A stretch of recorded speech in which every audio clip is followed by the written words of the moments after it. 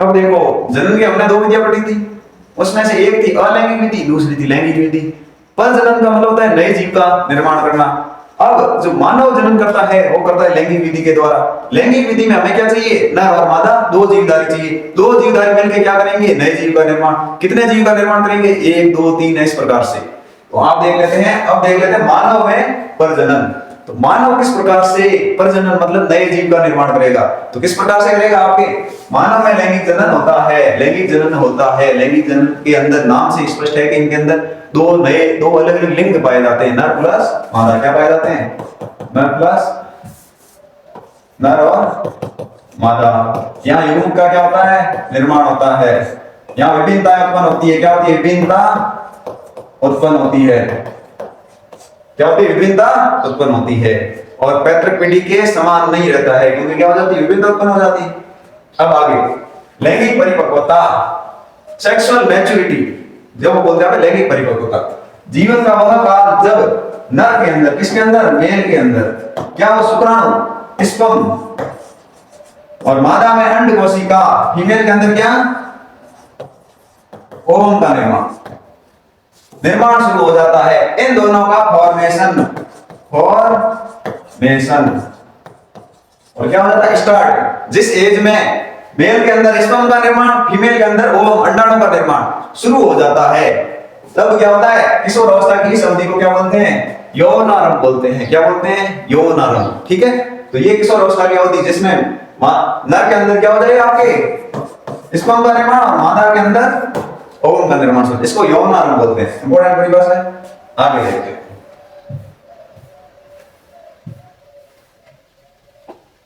अब ये यौनारंभ में परिवर्तन, मान लो जिस अवस्था में शुक्राणु और अंडाणु बन रहे हैं, उस समय बहुत सारे परिवर्तन आते हैं। शुक्राणु अंडाणु का निर्माण तो शुरू हो गया बनना, वो भी बहुत सारे परिवर्तन लाना शुरू करता है। पहला परिवर्तन है किशोरों में, किशोरों के मतलब हो गया, लड़कों में एक समान परिवर्तन कौन सा आता है, खाग और जन्नांग के पास गहरे बालों का उगना, जो आपके आर्मपिट है या खाग, जिसको बोलते हैं आर्मपिट, और प्राइवेट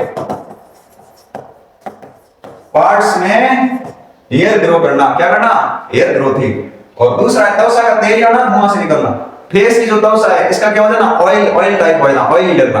और थोड़ी बहुत क्या निकलना, पिंपल्स, या मुंह से थोड़े कुंची निकलना मुंह पे। तो ये किसके लक्षण है, आपके यौनारंभ में परिवर्तन है। किसके, यौनारंभ में। लड़कियों में एक समान, लड़कियों में एक समान कौन से आएंगे, कैसे पता लगेगा कि यौनारंभ अवस्था है, स्तन में वृद्धि होना। किसमें होना, स्तन ग्रंथियों में वृद्धि होना, जो मैमल्स ग्लैंड है उसके अंदर वृद्धि होती है। और दूसरा होता है रजोधर्म, जिसको बोलते हैं मैच्योरेशन साइकिल। रजोधर्म होने लगता है कितने दिनों बाद, प्रत्येक 28 से 29वें दिन, प्रति माह। क्या होता है इसमें, रजोधर्म के अंदर, इसमें गर्भाशय की आंतरिक भित्तियों से जो ब्लड है, रक्त है, उसका स्राव होता है योनि मार्ग के या विजाइना के द्वारा। तो वो कहलाता है आपके रजोधर्म कहलाता है। कितनी अवधि तक होती है आपके, कितनी अवधि तक, ये 45 से 50 की अवधि तक, वर्ष की अवधि तक होएगा। फिर आ जाता है लड़कों में, फिर आ जाता लड़कों के अंदर चेहरे पर दाढ़ी मूंछ निकलना। चेहरे पर ये जो दाढ़ी दिख रही है, मूंछ दिख रही है, ये निकलने का कारण है कि व्यक्ति का किशोर अवस्था में परिवर्तन, किशोर अवस्था में आ गया है। नर के अंदर जो शुक्राणु का निर्माण हो शुरू हो गया है। आवाज का फटना, जो आपके कंठ है, कंठ द्वार है, उसके अंदर लड़कों के अंदर आवाज फटने लगती है। वाक तंतु क्या हो जाते हैं, मोटे हो जाते हैं, टेस्टोस्टेरोन हार्मोन के कारण। क्या होता है, आगे समझे। ये परिवर्तन संकेत देते हैं कि लैंगिक परिपक्वता हो रही है। ये जो सारे परिवर्तन हैं, ये सारे परिवर्तन लैंगिक मैच्योरिटी, नर का जो आपके लैंगिक परिपक्वता है, ये बताते हैं कि ये नर है, ये मादा है, दोनों में डिफरेंस क्रिएट करते हैं। कौन करते हैं, यौनारंभ में आने वाले परिवर्तन के लक्षण हमें बताते हैं कि नर और मादा दोनों क्या है, अलग है। इनके अंदर क्या है, अंडाणु का निर्माण हो रहा है, इनके अंदर शुक्राणु का निर्माण। अब अगला टॉपिक है आपके नर जनन तंत्र।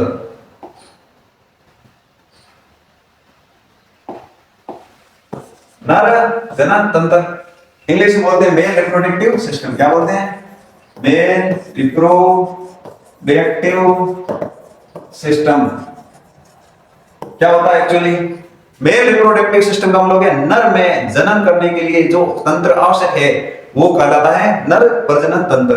अगर नर में जनन करने के लिए, नई पीढ़ी का निर्माण करने के लिए जो तंत्र होना चाहिए, आवश्यक है, उसके बिना जो नर है वो अपनी पीढ़ी को आगे नहीं बढ़ा पाएगा, तो वो तंत्र कहलाता है आपके मेल रिप्रोडक्टिव सिस्टम। पहला नाम आता है वृषण। क्या नाम है? वृषण। इंग्लिश में बोलते हैं टेस्टिस। क्या बोलते हैं? टेस्टिस। वृषण उदर गुहा के बाहर वृषणकोश में उपस्थित होते हैं। वृषण उदर गुहा का मतलब ऐसी एक खोल के नुमा संरचना। खोल के नुमा क्या होगी? संरचना। उसके अंदर शरीर से क्या होते हैं? बाहर उपस्थित होते हैं। तो क्या होते हैं? वृषणकोश में उपस्थित है। वृषणकोश का तापमान तुलनात्मक रूप से क्या होता है? कम होता है। जब बाहर उपस्थित होंगे तो उनका तापमान क्या होगा? कम होगा। शरीर से बाहर उपस्थित होते हैं। शुक्राणु बनने के लिए आवश्यकता है। वृषण क्या काम आते हैं? शुक्राणुओं का निर्माण करने के लिए। और नर युग्मक शुक्राणु यहाँ बनते हैं। जो शुक्राणु बनते हैं वो किसके अंदर बनते हैं? वृषण के अंदर। और वृषण ग्रंथि टेस्टोस्टेरोन हार्मोन का स्राव करती है। ये भी इंपॉर्टेंट है। जो हार्मोन है आपका, ये किसका स्राव करती है? टेस्टो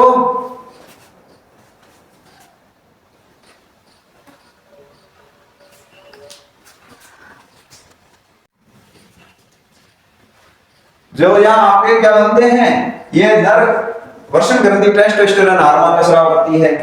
टेस्टोस्टेरोन क्या होता है? शुक्राणु का उत्पादन का नियंत्रण करता है। क्या करता है? शुक्राणु उत्पादन का नियंत्रण। लड़कों में यौनारंभ पीरियड जो हमने ऊपर पढ़े थे, खाकों में, जानों में बाल आना, मुंह पर दाढ़ी आना, आवाज का क्या हो जाना? भारी हो जाना, ये सारी चीजें क्या करता है? किसके कारण? टेस्टोस्टेरोन के कारण। तो यौनारंभ में जो भी परिवर्तन आते हैं वो इस हार्मोन के कारण आते हैं। और हार्मोन कौन कौन स्रावित करता है? वृषण आपके।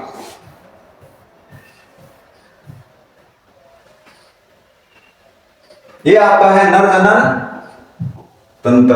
तो यहां जो मैंने बोला था वृषण, वृषण क्या होते हैं? वृषण कोश में उपस्थित होते हैं। वृषण कोश में इस प्रकार का ये क्या है? कोश है। इसके अंदर होते हैं। ये शरीर से क्या होता है? बाहर होते हैं, क्योंकि इनको क्या होता है? कम तापमान चाहिए होता है। क्या होता है? कम तापमान, लगभग 5 डिग्री कम। कितना? 5 डिग्री सेल्सियस। क्यों चाहिए होता है? क्योंकि इसमें जो आपके वृषण है वो किसका निर्माण करते हैं? शुक्राणु का। किसका? शुक्राणु का निर्माण करते हैं। और शुक्राणु निर्माण के लिए शरीर के तापमान से कम 5 डिग्री कम तापमान पर इनका निर्माण हो पाता है। दूसरा ये क्या करते हैं वृषण आपके?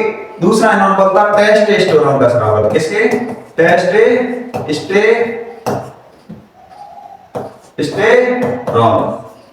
क्या काम करता है टेस्टोस्टेरोन? तो पहला काम करता है आपके टेस्टोस्टेरोन यौनारंभ में परिवर्तन। क्या करता है? यौनारंभ में यौनारंभ लक्षणों को क्या करता है? नियंत्रित करता है।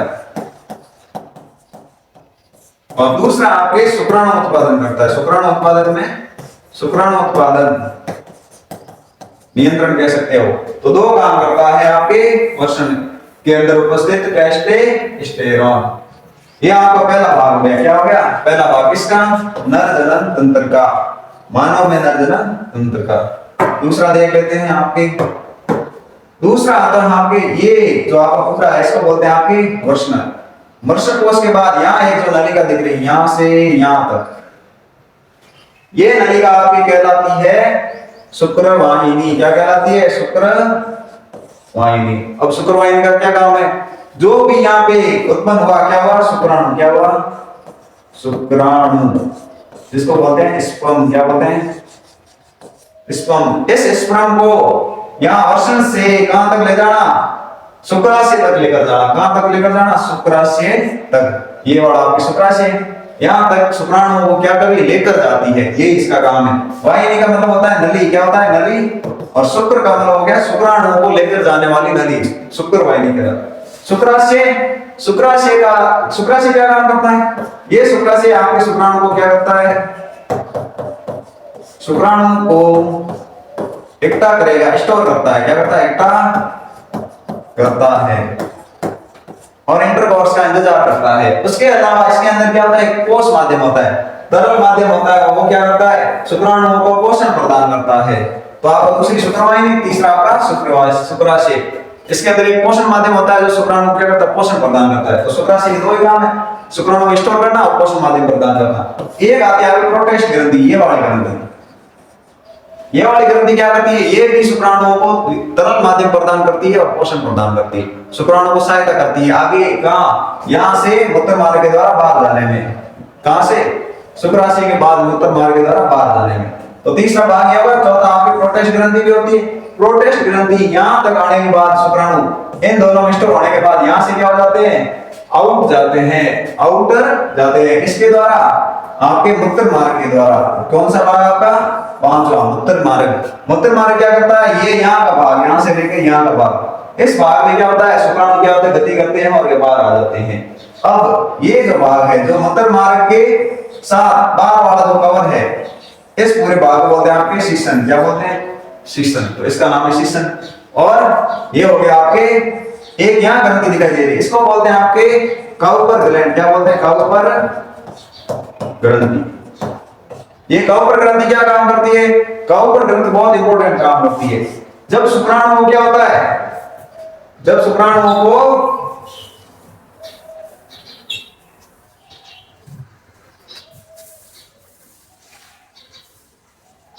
देखो, इसका नाम ले लिया, इसका डिस्कशन कर लेते। ये इसका नाम क्या है? काउपर ग्रंथि। क्या है? Cowper gland. तो काउपर ग्लैंड क्या काम करेगी? ये एक अमोनिया का स्राव करती है। क्या करती है? अमोनिया का। और वो अमोनिया क्या करता है?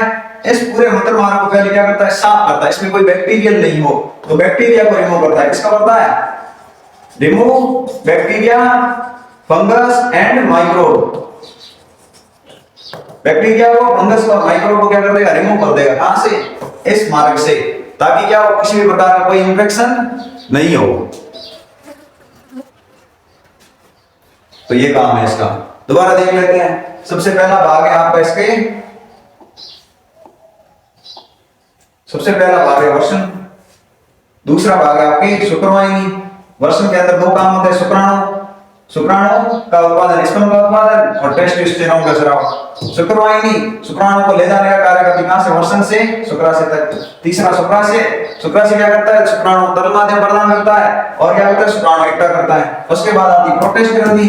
प्रोटेस्ट ग्रंथि क्या करती है? ये ग्रंथि आपके शुक्राणु को तरलीय माध्यम प्रदान करती है और उन्हें आगे जाने में हेल्प करती है। तरलीय माध्यम कहां तक? यहां से यहां तक हेल्प करेगी। क्या करेगी? शुक्राणु तरलीय माध्यम प्रदान करेगी ताकि शुक्राणु आगे चले जाए। प्रोटेस्ट ग्रंथि में अगर लंबे समय तक कोई भी क्या होता है, ये जो तरलीय माध्यम इसके अंदर जो आपके फ्रुक्टोज के रूप में होता है। किसके रूप में? फ्रुक्टोज। और ये फ्रुक्टोज क्या होता है? ये आपके जो आप फल खाते हो उसी प्रकार का पदार्थ है। तो फल में जितनी एनर्जी होती है वही एनर्जी यहाँ स्टोर करके रखता है ताकि क्या मिले? शुक्राणु को पोषण मिले।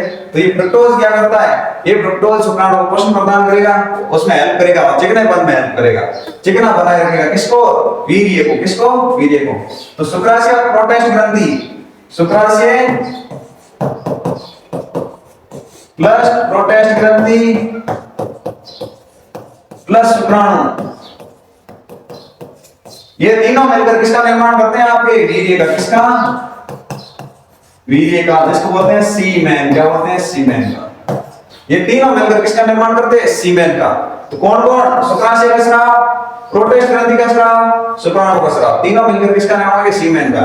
और सीमेन फिर बाहर आ जाए। यहां अगर प्रोटेस्ट ग्रंथि में क्या हो गया? लंबे समय तक आपके फ्रुक्टोज जमा रहा तो क्या हो जाएगा? प्रोटेस्ट कैंसर का शिकार हो जाएगा। किसका? प्रोस्टेट कैंसर का शिकार हो जाएगा। इसलिए इस तरलीय माध्यम को बाहर निकालना जरूरी होता है। तो इस प्रकार से यहाँ पे क्या हो गया? नर जनन तंत्र। क्या हो गया? मानव नर जनन तंत्र इस प्रकार से काम करता है। बाकी आगे देखेंगे आप। नेक्स्ट है आपके मादा जनन तंत्र, वो बाद में देखेंगे।